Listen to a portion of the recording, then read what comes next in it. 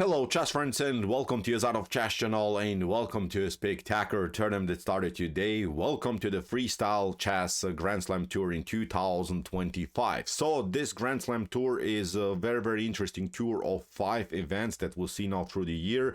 It's played in freestyle chess. It's Chess 960, also called Fischer Random Chess, where the position on the first rank is mixed up. It's a random position.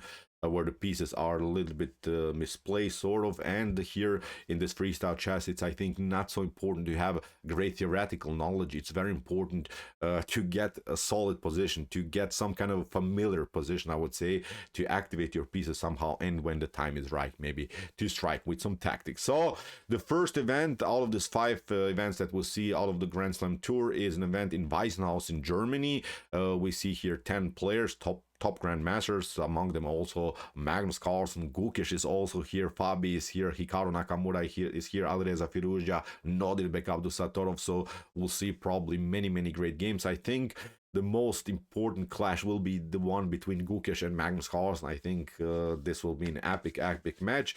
So it's really interesting event. The tempo of the games is 10 plus 10 minutes on the clock plus 10 seconds increment per move. And the first structure of this tournament is a 10 round robin, where we'll see first of all a robin event, and then afterwards the best players will participate in the knockout stage. So this will be an epic event for sure. And there has been some controversy about this event because Magnus Carlsen and also some other players wanted this to be called the Freestyle World Chess Championship, and FIDE didn't allow that. I myself think that okay, there are aspects for both sides which I think could be taken, but in order to call something a World Chess Championship, there has to be more qualifying rounds, more events to really determine who is the world champion of something. Maybe if this Grand Slam Tour will be more adaptable to other players, that maybe someone with a rating of 2500 can also participate in this event and somehow qualify through some more events, and maybe we have real a well-known system of tournaments and how to get into this freestyle events, then maybe Magnus Carlsen and other players have the right to call it the World Chess Championship. But now it's an early stage, and I'm not big a fan also when something splits in the organizations, because if FIDE, for instance, organizes World Chess Championship in Fischer Random Chess, and Magnus Carlsen and other players organize also something, again we will want to see this clash between this world champion and this world champion. It's like in boxing.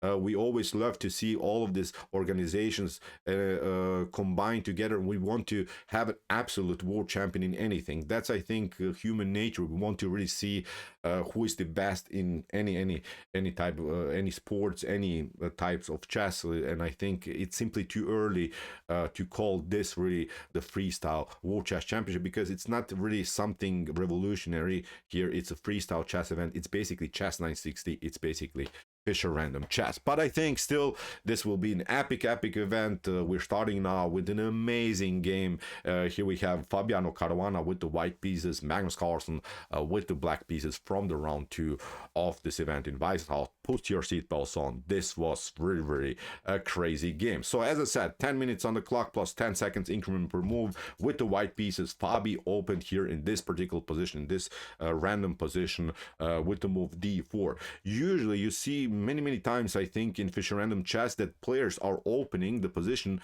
with the pawn that's already supported by the rook. I've seen it now many times. It's, I think, now a well-known strategy in Fischer Random Chess. Magnus plays the same d5, knight to c3, normal development. You see, first of all, we want to get all of the pieces out, like in normal chess. Basic principles, I think, also work here. Bring your pieces out, secure the king by castling, and somehow connect your rook to get the queen out, and I think you can have a solid position. Castling immediately with the preparation to play g3 and hit the pawn d5. Castling also by Magnus. Bishop to f4, going now also for the c7 pawn, and here Magnus is not allowing that by playing bishop to a6, g3, c6, queen to d2. really principled play here by Fabiano Caruana. As I said, bring your minor pieces out, secure the king by castling, and connect the rooks. These are always the three stages of chess openings. Now Fabi is just one move far away from really fully development. And here, believe me or not, Magnus doesn't react correctly immediately. Here, in order to stay in the game, he has to play here a move like f6. He should not tolerate these two dangerous bishops like this. At least he has to neutralize one of them. Here we have, for instance, knight to b3, and then you can strike with e5. Still, the game gets very complicated, but at least you gain something. Rook to d7, and there is now just a crazy line that I wanted to demonstrate you how really tactically rich these Fischer random positions can be.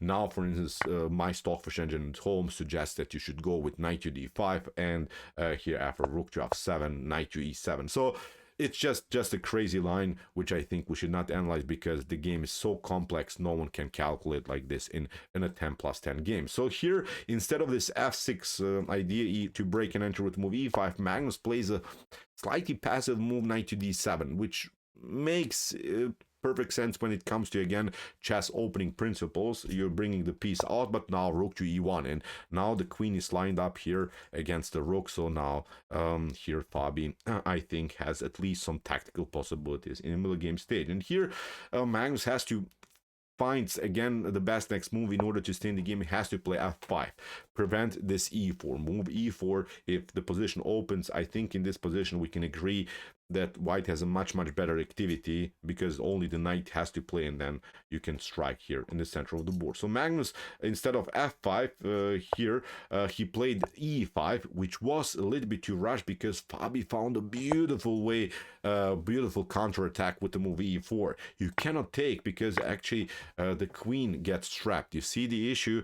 The knight has also taken here some escape routes for the queen. Now the queen is trapped, and I think we can agree this is game over here for black. You could maybe try, I don't know, knight to e5, rook to e5, queen to d7, but then d takes c6. Look at this.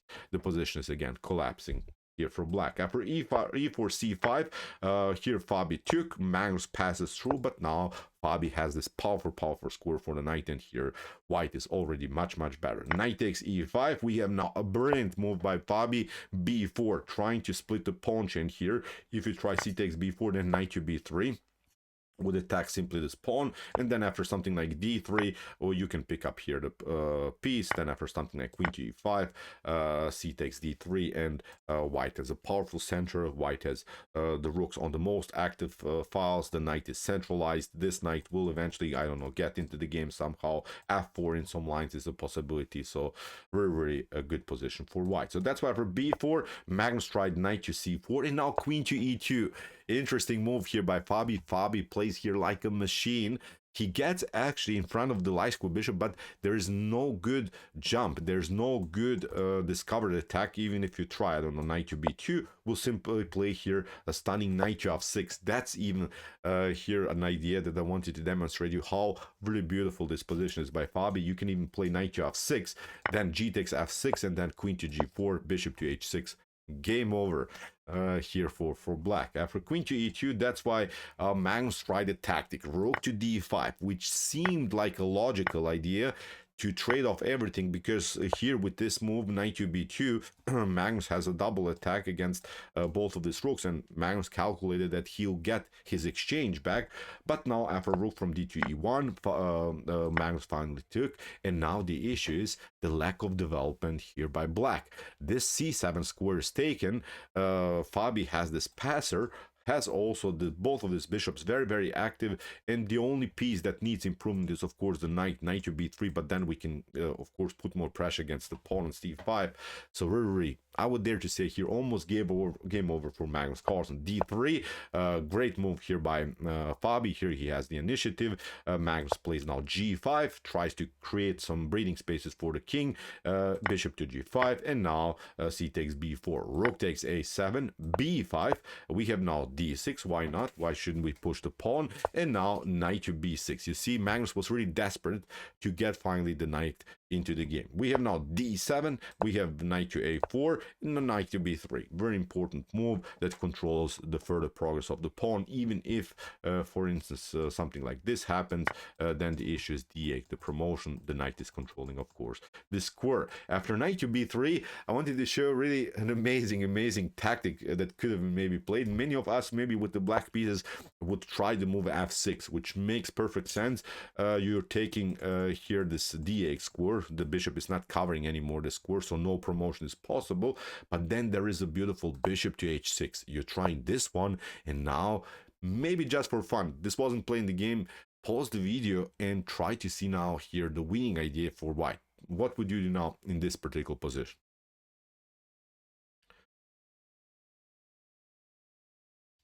Okay, look at this. After this move f6, that many of us, as I said, would play it, bishop to h6, rook to d8. Now we have a stunning rook to a8. If the knight takes, then there is a beautiful checkmate with both of these bishops. Look at this. Even if you try maybe rook to a8, again with the same idea. If you play, of course, knight takes a8, then there is a promotion. If you pick up the pawn, again, bishop to d5. Beautiful checkmate. So after knight to b3, the issue is you cannot even play f6 to lock this diagonal. After knight to b3, knight takes d7 was played by Magnus, and now Fabi has taken a piece. Game over here. Bishop to e4. What should you do? Bishop to b2 will simply take out this one. After bishop to e4, rook to c8, and now after rook to d8, in this particular position, Magnus Carlsen resigned. Of course, the pieces will be traded off here, and Fabi continues now the game with an extra piece. So, stunning game here by Fabi. Fabi, out of the first 2 rounds, gained now 2 wins. Incredible performance. You see, Fabi is probably one of the favorites to win this beautiful freestyle chess event in Weissenhaus. So, this is now the first game that we have covered. We'll cover more games. This was, I think, really spectacular one. Interesting tactics here by Fabi. Magnus didn't play his best game here in this round, but in the first round, Magnus Carlsen won his game against Hikaru Nakamura. So very beautiful games we have seen so far in this amazing chess event. So this is it for now. We'll cover more games today. See you soon with some more videos. And what do we say in the end? Chess is the best, of course.